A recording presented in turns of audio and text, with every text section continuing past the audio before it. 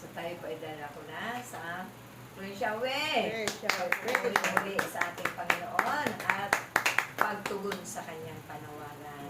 Talagang masaya tayo na tinutugon natin, pinagsusumikatan natin na matugunan ang kanyang mga mahalagang ipinag-uutos sa ating lahat.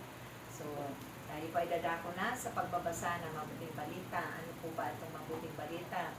Isa ito, lalo na sa ngayon, ang pinagdiriwang natin, yung Corpus Christi, yung mistikong katawan at dugo ng ating Panginoon.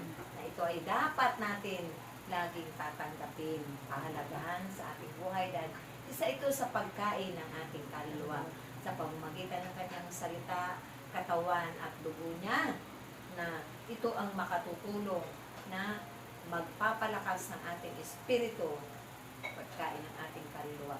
Kung ating physical, pinakakain natin ng ilang beses sa maghapon, ganun din dapat ang ating kaluluwa. Pakanin natin ng pagkain hindi nasisira. Ito yung pagkain bumaba mula sa langit na ito mismo yung salita ng Diyos na ating Panginoong Jesus Cristo. So, akin ang tatawagin ang magbabasa ng mabuting balita ng Diyos. Magsitayo.